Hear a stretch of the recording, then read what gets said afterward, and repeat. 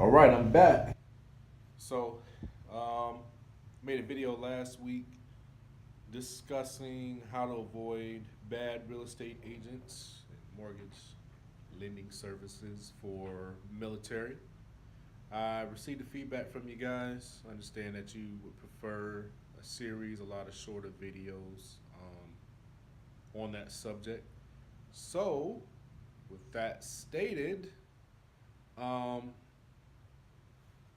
excuse me. Gonna make a series of videos discussing that, and I'll be putting out ideally one a week for the next couple of months or so. So whether you want it all in one bite or if you just want bite-sized pieces is your choice. But I'll be making a series as well as you guys requested. So to give you a little background, I am a real estate agent, a licensed real estate agent practicing actively in Hawaii on the island of Oahu. My background is 9.5 years. I was a nuclear mechanic on submarines in the Navy. And during that time, I did purchase a property. I also sold one as a veteran. So I can speak from personal experience and also from others' experiences and what I have observed. So with that started, the reason that this video came about, or the reason why I wanted to make this video, was to help obviously the military, but it's also because, like I said, when I purchased my property, I had no idea really how to find a agent, other than just jump on the internet or yeah, really just jump on the internet and Google, I don't know, real estate agents Hawaii. But how do you really know who's good, who's not good, right? I mean, you can look at some reviews, but it's really confusing, especially if you never purchased a property before, right? And then also, I have some clients now that are active duty military that just purchased a place, and they were really sharing with me some of the horror stories that they had heard with other military members that had purchased properties. And so it really frustrated me because, you know, we, we work so hard as active duty.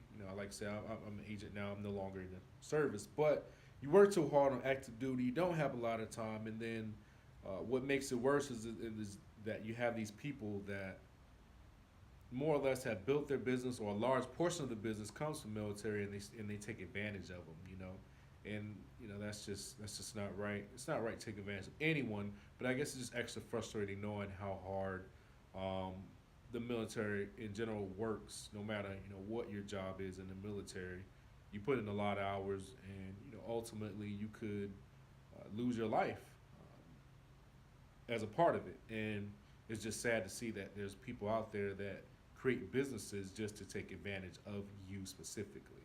So the other part that really, I guess you could say, was a culmination of things I felt was that I was sitting in an open house. I don't know. I would say maybe about 4 or 5 months ago, and the house was actually overpriced. Beautiful property, great views in the back. It's looking over a ridge, got ocean views. I mean, spectacular property, great condition for Hawaii, but it was overpriced, and it had been sitting on the market, I think, for at that time for about 2 months. Wasn't my listing, but I was there to pick up clients, and I met another guy that was actually on submarine, so we clicked instantly. He was actually of the same race as me, black brother, so we definitely really connected there. And I think at one point while I was previewing the property, I could feel like the other agent, because this agent did come with them, might have felt like maybe I was just trying to steal her client away, and that was not the case at all. I had zero intentions of that, but it was just that I mean, hey, you make friends all the time, and you see somebody that's like you, got a similar background, you guys just connect, right? It would be no difference than two fans that like the same football team or something, right? So that's all it was. And him and his wife really loved the place. His wife was really excited, and that was actually the wife's second time seeing it. So she actually brought her husband, the guy I was talking about. She brought him to see it. He liked it. He was like, "Hey, let's do it." And long story short, he actually was working with an agent through one of these military relocation programs. So I'm rolling my eyes because I know how it works, but it is what it is. And so I asked him afterwards, did she, did she negotiate or did she show him the comparables? Did she let him know that the property was overpriced? And he said no. She just wrote up the offer. They loved it, and they went in escrow. Now, doesn't sound that bad, but I know he left at least $15,000 on the table. And so when you look at that on the mortgage payment side, as a buyer, if you're just going to stay there, it doesn't matter that much. You're talking 40, $50 a month. But when we're discussing $600,000, over $500,000, 30, $40 a month when you're paying what, 22, 2,300 a month is not necessarily a deal breaker, right? It's insignificant per se. But on the backside, when it's time to sell, it's a huge deal. I mean, you're talking $15,000. So, um, in worst case scenario, if they had to sell, be an active duty, they had to sell before they thought they did it, they didn't have enough time for the property to appreciate, that could actually put them under. They might even have to do a short sale or come out of pocket from their savings to cover the difference if their property didn't appreciate it by the time they need to sell. So that 15 grand is a huge difference. And to me, that just shows a complete lack of service for a service that's designed to help military, right? And so that's why I wanted to make this video, wanted to make this series, is for all military people to learn how to find an agent, how to buy a property, how to find a great lender, and not be taken advantage of, and to make sure that you're equipped to make the best decision for you and your family, so that you're not leaving $15,000, $20,000 on the table unknowingly and with a smile, right? Because if you knew, you might be a little ticked off, but because you don't know, then you just smiling, giving away your 20 grand to a seller, and you don't even know, and you may never know. So with that, I guess we'll jump right in to locating a real estate agent. So, how to locate a real estate agent? The best way is referrals. I mean, you guys know word of mouth is still the strongest form of advertising, whether it be, something on Instagram where you follow an influencer there and you really trust that person. But it's still basically the equivalent of saying word of mouth. Somebody that's used the service that you feel comfortable and confident with, that tells you, hey, this guy or girl is legitimate. So that's number one. Whether that's somebody you work with or somebody that's done business in wherever you're moving to or wherever you're buying at, doesn't matter. And they don't necessarily even have to be military, but just somebody that trust. Ask them who helped them buy their property. Did they do a good job? Did they do a great job? And ask more than one person. Ask several people. Ask around. And even if you don't know everybody, just ask around your command anyway and say, hey, is there one realtor that's really great that helps everyone? Or does anybody really know a great agent that can help me buy a property? I know in military especially, we like to keep to ourselves, like to keep private, but just keeping in mind that this might save you the extra 10, 15, 20,000. So I know you don't like people in your business sometimes, or you're like, I don't want them knowing I'm buying a property, or yada, yada, yada. But it's worth it. You're saving 20 grand if you get the right information. Let's just think of it that way. Next way, you could visit open houses. Obviously, you could jump on the internet. That's very obvious. But it's kind of hard to differentiate between a good and bad agent. At best, I can say look at their Zillow reviews or their Trulia reviews, but Zillow seems to be the easiest to give reviews on. So jump on Zillow and say, hey, just look on Zillow and look at the reviews, and that'll let you know what's going on. So, but from that, you could go to different open houses. So here in Hawaii, at least, it's always on Sundays, but it could be any time of the week, depending on where your location is. If they are big on open houses, you'll know what day of the week it is. Go to those open houses. Doesn't cost you anything. You don't have to pay any money. You could go there without a real estate agent. And just tell them the truth. Hey, I'm thinking about looking for a property. I'm thinking about buying, and you're more so interviewing those agents without them really knowing, right? Because you're gonna go in some, they might offer you cookies and milk, and they're gonna be really sweet. You might go to another one, they might be really direct, like myself. You go to another one, they may be standoffish, not acknowledge you, right? And you're like, man, what's up with this? So just go in there and get a feel for it, but really look for the agent. You want an agent that's at least semi-aggressive. You know, they don't need to tackle you out the door or tackle you before you get to the door to leave, but at least you want them saying, hey, let's get an appointment, hey, let's sit down.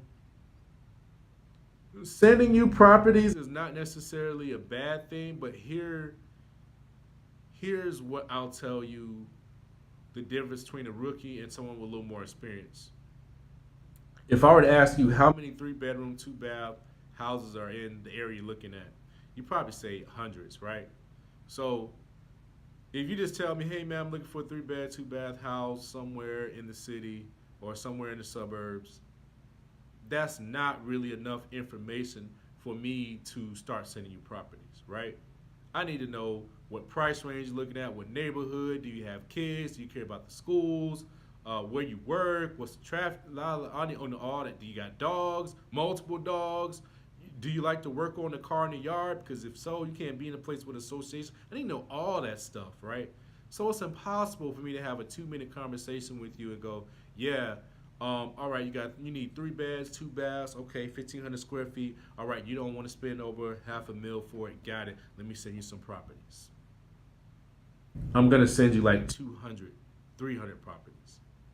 It's too much. It's overload, right? It's like a kid in Toys R Us. Well, Toys R Us shut down now. But for those of you who remember Toys R Us, it's like releasing a kid in there with like $50 and saying buy whatever you want with this 50. It's just too much stuff. So look for the agent that's looking to set an appointment with you, or at least trying to get your phone number, your email address, and asking to contact you later to speak with you to get more information from you to see how they can help you out, right? And you do want them to be a little aggressive. Here's why, right? You may not necessarily appreciate it. You might go, oh, well, I don't like salesmen. I don't like, the used car salesman type of aggressiveness, whatever it is. You might say that, but guess what? When it comes time to save you that $10, $15, $20, $30,000 off the asking price of the home that you want to buy, you want somebody that's aggressive, that's going to get up in there and not afraid to submit that offer 10,000, 20,000 below asking and justify that. I've done it, and I can tell you there's not a lot of agents that will do that. They're very afraid. They will more so try to convince their buyer to come up to the asking price rather than trying to convince the seller's agents to come down to the price that you want to pay. So the aggressiveness, you may not necessarily appreciate it on the front end as far as, in the open house. You might go, man, I don't know if this guy's a little salesy or whatever. But you will appreciate it on the back end when it comes time to save you $10, $15, $20, $30,000 off the asking price. So just keep that in mind. Aggression is desired and it's not necessarily a bad thing. What you're looking for most, because I want to keep this video short, is how well is that agent trying to get to know what you are looking for? Beyond just how many beds, how many baths. Are they trying to really get to know you as far as, do you have a family, do you have a dog, where you work, what's your lifestyle like, blah, blah, blah, blah, blah. To really be able to turn the right property for you? Or are they just trying to get you in the first property that you like and then move on? There's a huge difference. So that would be the initial thing that you're looking for, is how many questions are they asking you? Are they trying to set an appointment with you? Are they trying to walk you through the process of what's necessary to buy a house? And in many cases, it's personal preference, but ideally, it would be better if the agent had you speak with their lender, or if their agent had you speak with a lender if they don't have their own personal lender that they could recommend to you. But that would be ideal, just because the worst case scenario is you think you qualify for $500,000. We show you a property for $450,000 and turns out you only qualify for 400,000. Now we wasted time, right? And worst case scenario, two, on the flip side is you only think you can qualify for 400,000. So we skip out on that 450 house that you really would have loved, but it's out of your budget, or so you think, and you realize you qualify for 500,000, and now that property's already been bought by somebody else, right? So it is advantageous, both in a sense of not wasting the agent's time, but also not wasting your time to speak with the lender. And typically, a lender is going to give you 2 months to 3 months, but usually about 2 months time, which is plenty enough time to shop around. Believe me, especially if you're really being aggressive about it. But they'll give you 2 months time and honor the price that they say. So we'll talk about that in the next video, about the lenders and things like that. But yeah, just wanted to let you know where to start. So we will catch you in the next video. Man, I'm long-winded. I'm working on it. Work with me. But I'm going to work on getting these videos sorted for you guys. All right. We'll catch you next week.